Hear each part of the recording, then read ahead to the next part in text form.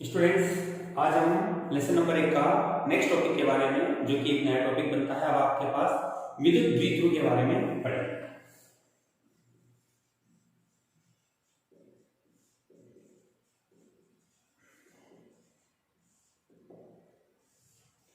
देखिए, सबसे पहले विद्युत द्विध्रुव है क्या? जैसे कि नाम से स्पष्ट है, विद्युत मतलब आवेश, द्विध्रुव दो निकाय वाला, दो परिमाण में समान लेकिन प्रकृति में विपरीत आवेश बिंदु ए और बी पर -q और +q अति अल्प दूरी पर रखे जाते हैं। इस प्रकार से विद्युत द्विध्रुव निकाय का निर्माण होता है। इसकी परिभाषा हम इस तरह से बता सकते हैं कि परिमाण में समान प्रकृति में विपरीत आवेश वाला वह निकाय जिसमें इन आवेशों को अति अल्प दूरी पर रखा जाता है विद्युत द्विध्रुव कहलाता है। देखिए, इससे रिलेटेड एक बात और हमारे पास होती है, द्विध्रुव आघूर्ण। द्विध्रुव आघूर्ण क्या है? देखिए, दो अलग अलग सवाल है आपके पास। यह विद्युत द्विध्रुव क्या है? विद्युत द्विध्रुव के रूप में हम कहते हैं परिमाण में समान प्रकृति में आवेश जिनके मध्य अति अल्प दूरी स्थित होती है, वह निकाय द्विध्रुव कहलाता है। जबकि द्विध्रुव आघूर्ण क्या होगा? देखिए, द्विध्रुव आघूर्ण जिसे हम P के द्वारा दर्शाते हैं, किसी निकाय का द्विध्रुव आघूर्ण किसी एक आवेश का परिमाण और उनके मध्य की दूरी के गुणन के बराबर होता है। अर्थात P बराबर होगा मोड Q इंटू 2a। यह आपके पास एक सदिश राशि होती है, यह सदिश राशि है। इसका मात्रक आपके पास बनता है, देखिए, आवेश का मात्रक होता है कूलाम, दूरी का मात्रक होता है दूरी का मात्रक होता है अपने पास मीटर। तो इसको मैं लिखा कूलाम इंटू मीटर तथा इसकी विमा आपके पास होती है m0 L1 T1 A1। देखिए, अब ये सदिश राशि है तो इसकी दिशा होनी चाहिए। अब इसकी दिशा क्या होगी? देखिए, इसकी दिशा सदैव ऋण आवेश से धन आवेश की ओर होती है। किस ओर? ऋण आवेश से धन आवेश की ओर इसकी दिशा होती है। ठीक है। देखिए, विद्युत द्विध्रुव हमारे पास सामान्यतया दो प्रकार के होते हैं, जिन्हें हम ध्रुवीय व अध्रुवीय के रूप में पढ़ते हैं। ध्रुवीय और अध्रुवीय। देखिए, ध्रुवीय अणु और अध्रुवीय अणु में अंतर क्या है? देखिए, कुल मिला के जो बात होती है, डिपेंड करती है द्विध्रुव की परिभाषा, वो इन दोनों आवेशों के मध्य की दूरी पर डिपेंड करती है। यदि हमारे पास कोई निकाय या कोई अणु ऐसा है जिसमें ऋण और धन दोनों आवेशों के मध्य एक परिमित दूरी होती है, परिमित मापन योग्य, या यूं भी कह सकते हो आप कि एक ऐसा निकाय, एक ऐसा अणु जिसमें ऋणावेश और धनावेश के मध्य अति अल्प दूरी होती है, ध्रुवीय अणु कहलाता है। इसके विपरीत यदि आपके द्वारा जो धनात्मक और ऋणात्मक दोनों ही आवेश यदि एक ही बिंदु पर स्थित होता है, तो ऐसे अणु को अध्रुवीय अणु कहा जाता है। जैसे H2 अध्रुवीय अणु आपके पास, O2 आपके पास अध्रुवीय अणु है। ध्रुवीय अणु के रूप में जैसे सोडियम क्लोराइड आपके पास है NaCl, HCl हाइड्रोक्लोरिक आपके पास ध्रुवीय अणु के रूप में शामिल होता है। देखिए, इन अध्रुवीय अणु की एक विशेषता और होती है, जब आप इन्हें किसी विद्युत क्षेत्र के मध्य रख देते हो। जैसे ये मेरे पास दो प्लेटें हैं, इसमें एक पॉजिटिव एक नेगेटिव। यदि मैंने इस अणु को यहां रख दिया तो इसमें होगा क्या कि धनात्मक और ऋणात्मक एक दूसरे से पृथक होने का प्रयत्न करता है, क्योंकि दोनों ही है इसमें। तो धनात्मक तो क्या करेगा, यहां जो धनात्मक बैठा है ना, वो नेगेटिव प्लेट की ओर जाएगा, और जो ऋणात्मक बैठा हुआ है वो पॉजिटिव प्लेट की ओर जाएगा, जिससे यह एक द्विध्रुव का निर्माण होगा। और इस द्विध्रुव को हम कहेंगे प्रेरित विद्युत द्विध्रुव। इसको प्रेरित विद्युत द्विध्रुव के नाम से जाना जाता है। इससे रिलेटेड एक छोटा सा सवाल हम देखते हैं यहां पर।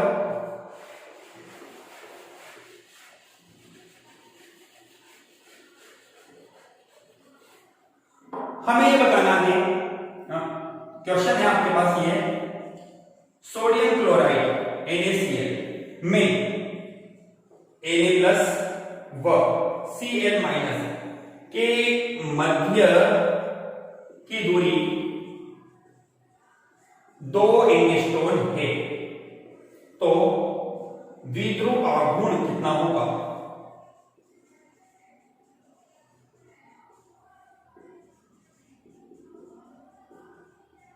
देखिए इसका आंसर आपको बोला गया है Na प्लस और Cl माइनस, इनके मध्य की दूरी आपको दे रखी है कितनी? 2 एंगस्ट्रॉम। फॉर्मूला अपने पास है Q बराबर होता है P बराबर होता है Q इंटू 2A। यहां आपके पास Q इक्वल टू N का फॉर्मूला आवेशों का क्वांटीकरण उपयोग में लिया जाएगा, जहां N का मान प्लस आवेश कोई सा भी ले लो आप, क्योंकि मोड लेते हो तो पॉजिटिव पॉजिटिव रहेगा, नेगेटिव नेगेटिव नेगेटिव पॉजिटिव में कन्वर्ट हो जाएगा। तो इस आधार पर हम यहां लिखेंगे 1।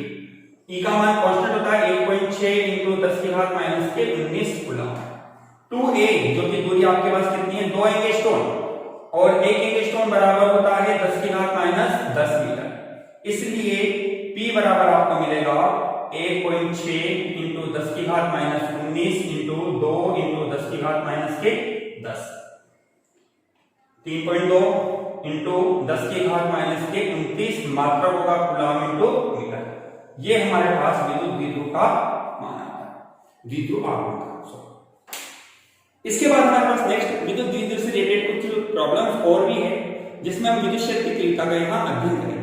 विद्युत क्षेत्र की तीव्रता 2 प्रकार से ज्ञात की जाएगी। नंबर 1 के रूप में अक्षीय स्थिति के लिए, नंबर 2 निरक्षीय स्थिति के लिए। स्टूडेंट्स, अब हम विद्युत द्विध्रुव के लिए उसकी अक्षीय और निरक्षीय स्थिति पर विद्युत क्षेत्र की तीव्रता का अध्ययन करेंगे, जिसमें सबसे फर्स्ट पॉइंट अपने पास है विद्युत द्विध्रुव के लिए इसकी अक्षीय रेखा पर जो कोई बिंदु दिया गया है, अभिष्ट बिंदु बोला जाता है जिसको, वहां हमें विद्युत क्षेत्र की तीव्रता का अध्ययन करना है। तो देखिए हम हमारे टॉपिक को स्टार्ट करते हैं। सर्वप्रथम हमने ये माना कि हमारे पास एक विद्युत द्विध्रुव है, जिस पर हमने -q और +q आवेश को बिंदु A और B पर रखा, जिनके मध्य की दूरी कितनी है आपके पास? 2 है, जैसा हमने थ्योरी में पढ़ा था। इसका मध्य बिंदु O हमारे पास है। अब हमने ये माना कि यह इसकी अक्षीय रेखा है। देखिए इन द्विध्रुव को, इन दोनों आवेशों को मिलाने वाली जो रेखा है, इस रेखा को इसकी अक्षीय रेखा कहा जाता है। हमने कोई एक अभिष्ट बिंदु लिया जो कि बिंदु P है, यह जहां हमें विद्युत क्षेत्र की तीव्रता का अध्ययन करना है। ठीक है, तो इसके लिए सर्वप्रथम हम ये मानते हैं कि इस बिंदु P की दूरी क्या होगी? कहां से? सेंटर से। देखिए हमने माना बिंदु O से बिंदु P की दूरी आपके पास बनती है कितनी? कितनी दूरी है? r।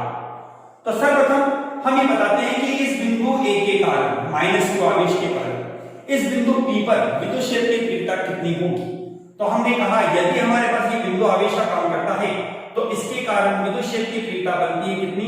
E1 के रूप में। आपके पास कितनी तीव्रता हो गई है? E1। तो पहले हम E1 का मान निकालते हैं। तो हमने कहा -q आवेश के कारण बिंदु P पर विद्युत क्षेत्र की तीव्रता E1 बराबर होगी, पढ़ा था हमने बिंदु आवेश के लिए विद्युत क्षेत्र की तीव्रता E बराबर होती है kq/r²। तो यहां k, q की जगह आपके पास है -q बटे यहां से यहां तक की दूरी जो कि बनती है कितनी? AP का होल स्क्वायर। अब हम चित्र की सहायता से AP का मान निकालेंगे। देखिए यहां से यहां तक की दूरी r है, मध्य बिंदु यह है आपके पास, जिसकी दूरी हमारे पास बन जाती है कितनी? a के रूप में। शेष ये दूरी आपके पास बनेगी जिसकी दूरी होती है a। हमें दूरी पढ़नी है यहां से यहां तक के लिए, तो r दूरी तो यही से, और r a और जुड़ जाता है, तो कितना हो गया आपके पास? r + a, समीकरण नंबर 1। ठीक है, इसी प्रकार हमारे पास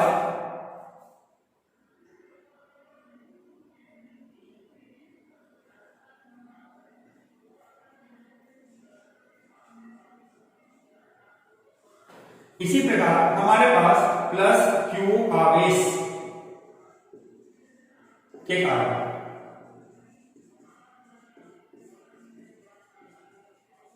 बिंदु P पर विद्युत क्षेत्र की तीव्रता E2 बराबर आपको मिलेगा K, पॉजिटिव आवेश है इसलिए प्लस क्यू बटे बी पी स्क्वायर, यहां से यहां तक की दूरी। ठीक है, देखिए के क्यू दूरी पढ़ते हैं बीपी, बीपी यहां से है आपके पास, ये दूरी कम करें, ये दूरी कितनी है ए, किसमें से आर में से, तो कितना हो जाएगा आपके पास आर माइनस ए, यहां पर हम होल स्क्वायर लगाना भूल गए, समीकरण नंबर 2। देखिए अब दोनों विद्युत क्षेत्र की तीव्रता आपको ज्ञात हो गई, अब बिंदु P पर आपको परिणामी विद्युत क्षेत्र निकालना है। तो परिणामी विद्युत क्षेत्र क्या होगा सुनिए, इसलिए P बिंदु पर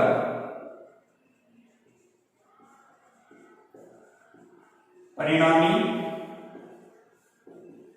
विद्युत क्षेत्र की तीव्रता आप क्या करें, दोनों को जोड़ दीजिए, तो EP बराबर आपको मिलेगा E1 प्लस E2, समीकरण नंबर 3। समीकरण 1, 2 व 3 से आपको क्या प्राप्त होगा, EP बराबर होगा, वैल्यू पुट करिए अपने, के Q upon R plus A का होल स्क्वायर, माइनस का चिन्ह प्लस के Q upon are minus A का होल स्क्वायर। देखिए के क्यू कॉमन है, कॉमन निकाल लिया, माइनस आ रहा है पहले, इसको बाद में और पॉजिटिव को पहले लिखा जा सकता है, तो 1 अपॉन आर माइनस ए का whole square minus 1 upon R plus A का होल स्क्वायर। तो EP बराबर आपको मिलता है के क्यू, हमने एलसीएम लिया, माइनस प्लस का एलसीएम है, तो अपने पास ये फॉर्मूला बनता है किसका, R square minus A square का होल स्क्वायर। ठीक है, जब हमने इसको डिवाइड किया तो ये एलसीएम यहां कॉमन के रूप में और इसका एलसीएम यहां बनता है, तो हमारे पास बनता है आर प्लस ए का होल स्क्वायर, जिसको हम ओपन करके लिख रहे हैं फॉर्मूले की सहायता से, R square plus A square plus 2AR minus, देखिए ब्रैकेट के बाद माइनस का साइन है, अंदर के साइन आपके पास चेंज होते हुए चलेंगे सारे, तो आर स्क्वायर माइनस के ए स्क्वायर प्लस के 2AR। ठीक है, ये दोनों यूनिट्स आपके पास कैंसिल हो जाती है, आपके पास कुल मिला के बनता है कितना, के क्यू और 4AR बटे R square minus A square का होल स्क्वायर। ठीक, देखिए यहां आर वो अभिष्ट दूरी है जो कि बिंदु P से आपने मध्य बिंदु की मापी है, जबकि ए वो अति अल्प दूरी होती है जहां आपने द्विध्रुव का निर्माण करने के लिए आवेशों को रखा है। तो आर की तुलना में ए दूरी क्या है, अति अल्प है, इसका मतलब हम कह सकते हैं R is very very greater to A, तो आपको मिलेगा आर स्क्वायर का मान भी क्या होगा, ए स्क्वायर से अधिक होगा। अतः हमने क्या किया, ए स्क्वायर को नगण्य लेने पर हमें प्राप्त होगा EP इक्वल टू के क्यू 4AR बटे, जैसे नगण्य लिया तो आर स्क्वायर तो है ही सही, घात 2 और घात कितनी जाएगी 4, जिसको अपन लिख सकते हैं के क्यू इंटू 2A और एक आर आपके पास कैंसिल हो जाएगा, नीचे आपके पास रहता है आर। ठीक है, देखिए अब यहां आपके पास एक आर कैंसिल हो गया, आर क्यू बचेगा, मैंने क्या किया 4 को टुकड़ों में तोड़ दिया, 2 यहां और 2 यहां। ये क्यों किया, फॉर्मूला बनाने के लिए, क्योंकि अपन जानते हैं P बराबर होता है Q इंटू 2A के रूप में, इसलिए आपके द्वारा लिखा जा सकता है EP की जगह 2KP अपॉन RQ। यहां हमारे पास बिंदु आवेश के लिए, सॉरी विद्युत द्विध्रुव के लिए विद्युत क्षेत्र की तीव्रता का सूत्र प्राप्त होता है। देखिए एक बात और ध्यान रखिएगा, यहां पर आप हमें इस बिंदु P पर विद्युत क्षेत्र की तीव्रता ज्ञात करनी है। यदि मेरा एक छोटा सवाल यहां बनता है कि किसका प्रभाव ज्यादा बढ़ेगा, तो देखो यहां आपने विद्युत क्षेत्र की तीव्रता की दिशा को आप किस तरह से व्यक्त करेंगे, ऋणात्मक आवेश हमने पहले पढ़ा है कि यदि कोई आवेश आपके पास माइनस का होता है तो विद्युत क्षेत्र की तीव्रता की दिशा अंदर की ओर होती है, धनात्मक आवेश के लिए यह तीव्रता बाहर की ओर होती है।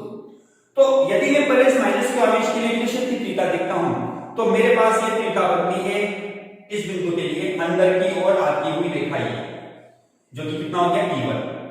मैंने यहां पर माइनस के आवेश के लिए E1 की तीव्रता, इसकी दिशा क्या होगी, अंदर की ओर होगी। किसकी दिशा, अनुदिश PA, P से A की अनुदिश दिशा बनेगी। और प्लस क्यू आवेश धनात्मक आवेश है, इसकी दिशा क्या होगी, बाहर की होगी E2। इसकी दिशा को कैसे पढ़ोगा, BT, B से P के अनुदिश, B से P के अनुदिश, ये तो दिशा बनेगी इसकी। और ऋणात्मक की बनेगी PA, क्योंकि P से आ रही है अंदर की ओर, इसलिए इसकी दिशा क्या हो जाएगी, PA के अनुदिश। देखिए हमारे पास इस प्रकार से यह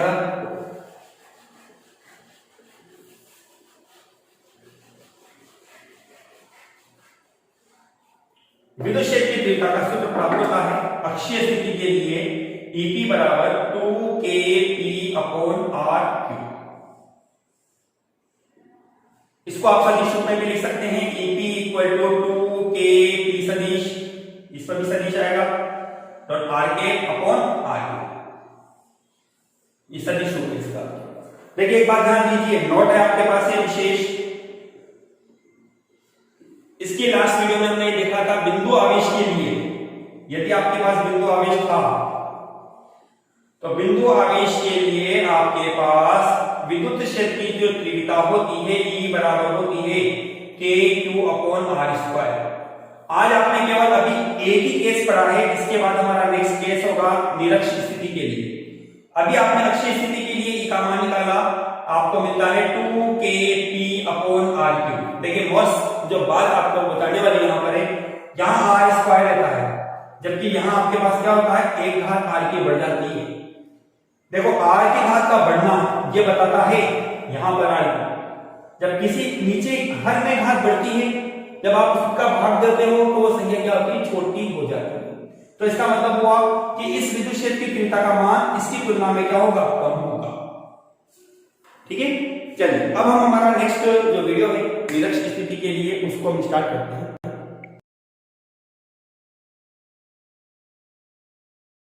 स्टूडेंट्स अब हम विद्युत द्विध्रुव के लिए निरक्षीय रेखा पर विद्युत क्षेत्र की तीव्रता किस तरह से ज्ञात की जाएगी उसका अध्ययन करेंगे। तो इसके लिए सबसे पहले हमने ये माना कि हमारे पास एक विद्युत द्विध्रुव है A, जिसके बिंदु A पर -q और बिंदु B पर +q आवेश को रखा है। इन दोनों आवेशों के मध्य की दूरी अत्यंत 2a है, जिसका मध्य बिंदु O हमारे पास। सबसे पहले तो इस चीज को जानिए आप, निरक्षीय रेखा क्या है, क्या होती है। देखिए निरक्षीय रेखा आपके पास इस वैद्युत द्विध्रुव के मध्य बिंदु O से लंबवत खींची गई रेखा, जहां आपके पास अभिष्ट बिंदु P स्थित है, जहां आपको विद्युत क्षेत्र की तीव्रता का अध्ययन करना है। देखिए कई किताबों में इस निरक्षीय रेखा को विषुवतीय रेखा या भूमध्य रेखा के नाम से भी बोला गया है। तो आप ध्यान रखिए टॉपिक में कि यदि निरक्षीय रेखा या विषुवतीय रेखा बोलता है, एक ही वर्ड आपके पास बनता है। चलिए अब हम इस स्थिति के लिए विद्युत क्षेत्र की तीव्रता का यहाँ अध्ययन करेंगे। तो सबसे पहले तो हमने -q आवेश को और +q आवेश को बिंदु P से मिला दिया, ये बिंदु P अपने पास है। ठीक, सर्वप्रथम हम -q आवेश के लिए विद्युत क्षेत्र की तीव्रता ज्ञात करते हैं। जैसा बताया गया था आपको, माइनस आवेश के लिए विद्युत क्षेत्र की तीव्रता की दिशा अंदर की ओर होती है। तो हमने यहाँ विद्युत क्षेत्र की तीव्रता इसके लिए मान लिया कितना, E1, ये अंदर की ओर आती हुई दिशा हो गई। तो हमने कहा -q आवेश के कारण विद्युत क्षेत्र की तीव्रता आपको प्राप्त होगी E1 बराबर होगी -kq/AP²। ठीक है, लेकिन AB का मान निकाल लेते हैं अपन यहां पर किस तरह से कि यहां से यहां तक की डिस्टेंस आपके पास कितनी है, a। ये डिस्टेंस भी क्या होगी, a। क्यों होगी, क्योंकि बिंदु O आपके पास एक मध्य बिंदु है। ठीक, इनके बीच की दूरी 2a, तो मध्य आधी दूरी कितनी हो जाएगी, a। अब इस दूरी r है आपके पास, जो आपने मानी है, जहां बिंदु P को रखा है। यह एक समकोण त्रिभुज बनता है जहां पाइथागोरस प्रमेय का उपयोग किया जा सकता है, जिसके आधार पर हम लिख सकते हैं इसको √2a R square plus A square. उसी प्रकार से इसका मान भी यही बनेगा, under root R square plus A square. देखिए इस अंडर रूट को आप यूं भी लिख सकते हो, R square plus A square की घात 1/2। घात 1/2 का मतलब अंडर रूट ही होता है। ठीक, अब इसी प्रकार से हम इसकी वैल्यू भी पुट कर देते हैं। यहाँ पे e1 equal to minus K Q बटे स्क्वायर है, यहाँ अंडर रूट है, अंडर रूट हट जाएगा, आपके पास बनेगा R square plus A square. Equation number. अब इसी प्रकार से प्लस क्यू आवेश के कारण विद्युत क्षेत्र की तीव्रता आपके पास क्या बनेगी, E2 इक्वल टू होगा प्लस 2 है ना आपके पास, तो देखिए बाहर की ओर दिशा आपके पास होगी यह, इसको हमने नाम दे दिया E2, बाहर की ओर निकलती हुई दिशा के क्यू बटे बी पी स्क्वायर। चित्र से हमने बीपी का मान रखा, कितना होगा R square plus A square, under root है, स्क्वायर करोगे तो अंडर रूट हट जाएगा, आपके पास हो जाएगा R square plus A square. समीकरण नंबर। ठीक है, देखिए हमारा वैसा क्वेश्चन सोल्व हो गया। हम एक और दो को जोड़ देते हैं तो बिंदु की पत्रिका ज्ञात हो जाएगी। लेकिन एक समस्या क्या है कि यहां देखते हैं कि इनके मध्य कोण स्थित है। ठीक है, तो इसकी प्रकृति को प्रदर्शित करने के लिए हमने यहाँ पर एक क्षैतिज रेखा का निर्माण किया। हम ये देखते हैं कि इस क्षैतिज रेखा के लिए हमारे पास ये कोण यदि थीटा बनता है तो ये कोण भी क्या हो जाएगा, थीटा के रूप में। जब हम इसको घटकों में बांटते हैं, जैसा आपको पहले भी मैंने बताया घटक याद करना, तो एंगल के सामने वाली भुजा लंब घटक, ये तो लंब रेखा, ये लंब रेखा इसकी, और ये क्षैतिज रेखा बल्कि कोण के सामने वाली भुजा लंब रेखा होती है। ठीक है, तो ये लंब रेखा आपके पास हो जाती है इस रूप में, ये E2 के लिए बन रहा है तो हमने इसको लिखा E2 sin थीटा। लंब घटक हमेशा sin थीटा में आता है, इसके लिए आपके पास हो जाएगा E1 sin थीटा। ठीक है, इसका काम खत्म हो गया, हमने इसको चित्र में सटा दिया। क्षैतिज आधार दोनों एक दिशा में आ रहे हैं तो आपके पास इसके लिए बनता है E1 cos थीटा और E2 cos थीटा। देखिए हम समीकरण 1 और 2 के आधार पर यह बता सकते हैं 1 व 2 से, यदि दोनों का मोड लेते हैं, मोड E1 बराबर मोड E2 बराबर देखते हैं तो हमें कोई मान में परिवर्तन नजर नहीं आता, दोनों वैल्यू हमारे पास एक जैसे ही होती है। अर्थात इसका मतलब क्या हुआ कि यदि हम E1 sin थीटा और E2 sin थीटा का मान निकालते हैं तो मान दोनों का एक ही है, लेकिन समस्या क्या है कि दोनों की दिशा विपरीत होने के कारण ये आपस में निरस्त हो जाते हैं, मतलब इनका कोई प्रभाव नहीं पड़ेगा। जो भी प्रभाव पड़ता है इस बिंदु P पर विद्युत क्षेत्र की तीव्रता के लिए अध्ययन के लिए तो वो क्षैतिज घटक का पड़ता है। तो बिंदु P पर इसलिए EP बराबर लिखा जा सकता है बिंदु P पर परिणामी विद्युत क्षेत्र की तीव्रता E1 cos theta plus E2 cos theta. अब अपन ने पढ़ लिया अभी थोड़ी देर पहले यह कि E1 बराबर E2 बराबर आपके पास बनता है कितना, KQ upon R square plus A square. ठीक है, तो हम यह लिख सकते हैं E1 की जगह E2 लिख दो या E2 की जगह E1। तो इस आधार पर अपन ये कहेंगे कि EP बराबर लिखा जा सकता है या तो 2E1 cos थीटा या फिर 2E2 cos थीटा, एक ही बात है। ठीक है, वैल्यू रखी हमने तो हमारे पास EP बराबर बनेगा 2, E1 का मान रखा KQ बटे R square plus A square into cos theta. अब चित्र से हम cos का मान निकालते हैं,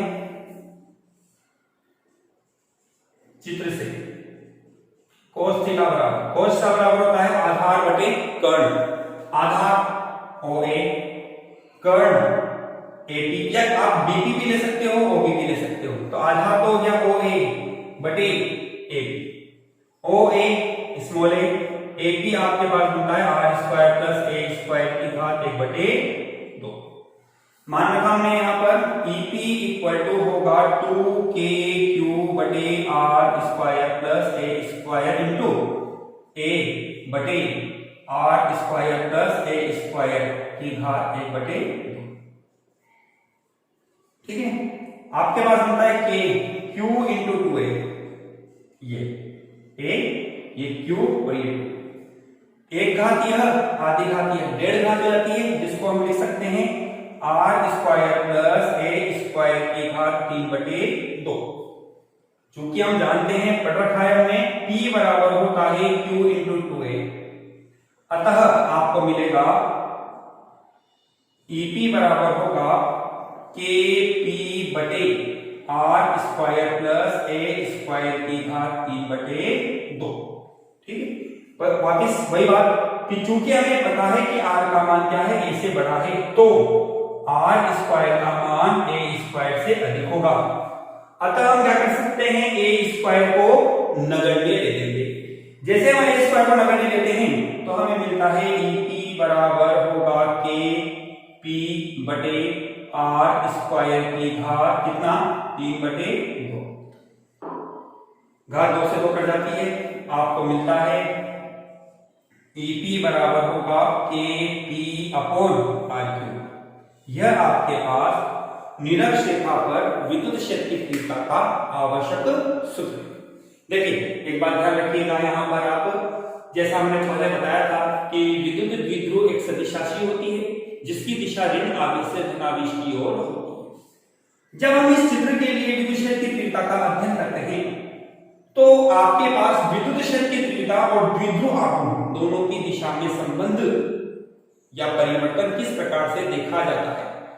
देखिए द्विध्रुव आघूर्ण की जो दिशा है वो तो होगी माइनस आवेश से प्लस आवेश की ओर, माइनस से प्लस की ओर ये दिशा, जबकि विद्युत क्षेत्र की तीव्रता की दिशा है P से लेकर बाईं ओर, मतलब इसको आप नाम दे दो Q बोल दीजिए आप, P से Q की ओर। यहां दोनों दिशाएं परस्पर कैसी हैं, विपरीत है। तो ध्यान रखिएगा कि निरक्ष रेखा के लिए, निरक्ष रेखा पर जब विद्युत क्षेत्र की तीव्रता ज्ञात की जाती है तो विद्युत क्षेत्र की, परिणामी विद्युत क्षेत्र की तीव्रता की दिशा और द्विध्रुव आघूर्ण की दिशा परस्पर विपरीत होती है। ठीक, देखिए इसमें हमारे पास एक बात और है यहाँ पर कि हम यहाँ पर इस चीज को भी देख सकते हैं कि अक्षीय और निरक्ष रेखा पर विद्युत क्षेत्र की तीव्रता में क्या संबंध होता है। देखिए 2kT अपॉन आर, ई निरक्ष हमने पढ़ा भी KP अपॉन आर। इसको यदि हम समीकरण नंबर 1 या इसको समीकरण नंबर 2 देते हैं तो समीकरण 1 और 2 की सहायता से लिखा जा सकता है ई अक्षीय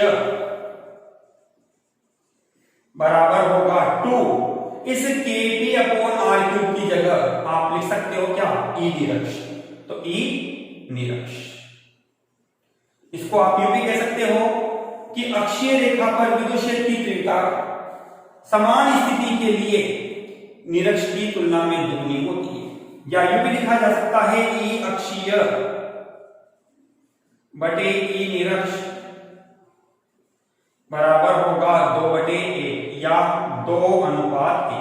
ये बोर्ड एग्जाम में आया हुआ सवाल है आपके पास। ओके स्टूडेंट्स, इस प्रकार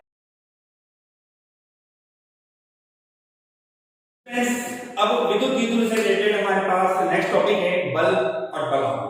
यदि एक विद्युत द्विध्रुव एक समान विद्युत क्षेत्र E में स्थित है तो उस पर लगने वाला परिणामी बल का मान क्या होगा और बल आघूर्ण कितना बनेगा। तो सबसे पहले हमने कहा कि एक समान विद्युत क्षेत्र, जैसा कि आपको पहले मैंने बता रखा है विद्युत क्षेत्र रेखाओं में कि जब एक समान विद्युत क्षेत्र की बात की जाती है तो हम एक समान विद्युत क्षेत्र को प्रदर्शित करने के लिए परस्पर समानांतर रेखाओं का उपयोग करते हैं। यह एक समान विद्युत क्षेत्र को दर्शाती है, इनके मध्य की दूरी एक समान है। हमने एक विद्युत द्विध्रुव लिया AB, ये तो माइनस क्यू आवेश है यहां पर, यहां प्लस क्यू आवेश है, जिनके मध्य की दूरी हमारे पास बनती है कितनी, 2a के रूप में। अब चूंकि हमने पढ़ा था प्लस क्यू आवेश है तो इस पर लगने वाला जो बल है F बराबर होगा प्लस के QE, पढ़ा था, आपको बताया गया था। विद्युत क्षेत्र की दिशा के अनुदिश होता है, जबकि ऋणात्मक आवेश यदि होता तो दिशा इसकी विपरीत होती, जैसा कि यहां इस बिंदु B पर रखा हुआ है। यह बल अपने पास बनेगा F बराबर माइनस के QE के रूप में। देखिए यदि हम यहां हम बात करते हैं हमारे फर्स्ट पॉइंट की, परिणामी बल क्या होगा। तो परिणामी बल, दोनों बलों का आप जोड़ते हैं साम्य अवस्था के लिए, तो परिणामी बल हमारे पास बन जाता है 0 के रूप में। लेकिन जब इस द्विध्रुव को थीटा कोण से रोटेट करवा देते हैं, तो ऐसी स्थिति में ये दोनों बल मिलकर एक बल आघूर्ण का निर्माण करते हैं, जिसका मान हमें ज्ञात करना है, जिसके रूप में हमें कह सकते हैं एक फॉर्मूला बल आघूर्ण के रूप में, बल आघूर्ण बराबर होगा, बल आघूर्ण को टो के द्वारा दर्शाया जाता है। तो हमने 11वीं क्लास में पढ़ा था, जिसको लिखा जा सकता है बल इंटू दोनों बलों के मध्य की लंबवत दूरी। ठीक है, लंबवत दूरी ज्ञात करने के लिए हमने इस रेखा को थोड़ा आगे बढ़ाया है, बिंदु ए से इस पर लंब डाला, ये बिंदु O बन जाता है। 90 डिग्री का एंगल है, ये एंगल बनता है थीटा। एंगल के सामने वाली डिस्टेंस लंब होती है, तो आपके पास AO लंब रेखा का काम करेगी। तो यहां बल आघूर्ण टो बराबर होगा F, लंब दूरी आपके पास है OA के रूप में, समीकरण नंबर 1। अब हम चित्र की सहायता से OA का मान निकालेंगे। तो चित्र से आपके पास बनता है त्रिभुज, कौन सा नाम है इसका, ABO में लंब घटक साइन में आता है, साइन थीटा बराबर होगा लाल घटक का लंब बटे कर्ण। लंब आपके पास हो गया OA, कर्ण आपके पास हो गया AB, OA AB की वैल्यू आपके पास है 2a, तो OA इक्वल टू होगा 2a sin theta, equation number 2। ठीक है, वैल्यू रखते हैं इसमें, इसलिए टो बराबर आपको मिलेगा F, कोई भी प्रावेश QE into 2a sin theta. ठीक है, तो टो बराबर लिखा जा सकता है E Q इंटू 2a और sin थीटा। अब हम जानते हैं क्योंकि P बराबर होता है Q इंटू 2a, इसलिए आपको मिलेगा टो बराबर होगा PE sin थीटा। ये आपके पास बल आघूर्ण का मान आ गया, समीकरण नंबर 3। ये हमारे पास बन जाता है बल आघूर्ण। ठीक है, इसको सदिश रूप में भी लिखा जा सकता है, टो सदिश बराबर होगा P सदिश क्रॉस E सदिश के रूप में।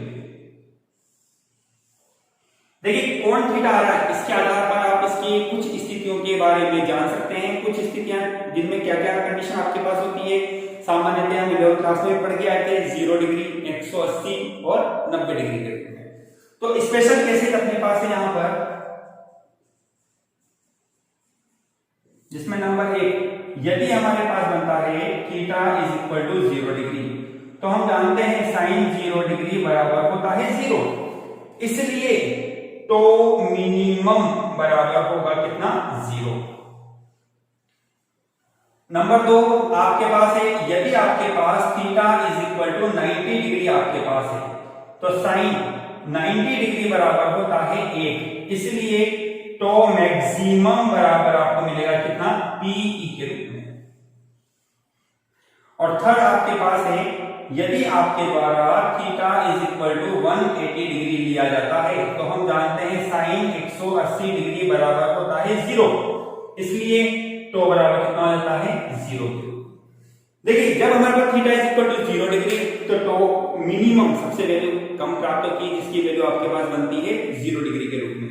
यह आपके पास द्विध्रुव की साम्य अवस्था कहलाती है, साम्य अवस्था को प्रदर्शित करती है। एक नंबर का सवाल हो सकता है कि द्विध्रुव की साम्य अवस्था के बारे में आप अपने विचार व्यक्त कीजिए। तो इसके बारे में आप कह सकते हैं, यदि विद्युत द्विध्रुव विद्युत क्षेत्र के साथ थीटा इक्वल टू 0 डिग्री अर्थात उसके समानांतर होता है, तो ऐसी स्थिति में बल आघूर्ण का मान 0 होगा। यह द्विध्रुव की एक स्थायी साम्य अवस्था को व्यक्त करता है। इसी प्रकार से हमारे पास टो maximum is equal to PE, जब हमने विद्युत द्विध्रुव को विद्युत क्षेत्र के लंबवत रखा, तो ऐसी स्थिति में बल आघूर्ण का मान हमारे को सर्वोत्तम या अधिकतम प्राप्त होता है। तीसरी स्थिति अपने पास है थीटा इज इक्वल टू 180। देखिए 180 का मतलब हो गया उल्टा हो जाना। यहां जैसे आपका ये विद्युत क्षेत्र बना हुआ है, ये तो इस अवस्था के लिए तो ये इस दिशा में है आपके पास, लेकिन जब आपने 180 डिग्री पर टर्न किया तो ये कंडीशन क्या हो जाएगी, उल्टी हो जाएगी। मतलब ये बल इधर आ जाएगा और ये बल इधर चला जाएगा। तो ऐसी स्थिति को हम कहते हैं यहां पर अस्थायी साम्य अवस्था। अस्थायी साम्य अवस्था। ओके स्टूडेंट्स, तो 3 स्थिति अपने पास बनी यहां पर। पहली बात तो देखिए आप बल, परिणामी बल का मान तो 0 बनेगा। बल आघूर्ण तो बराबर होगा P की sin थीटा।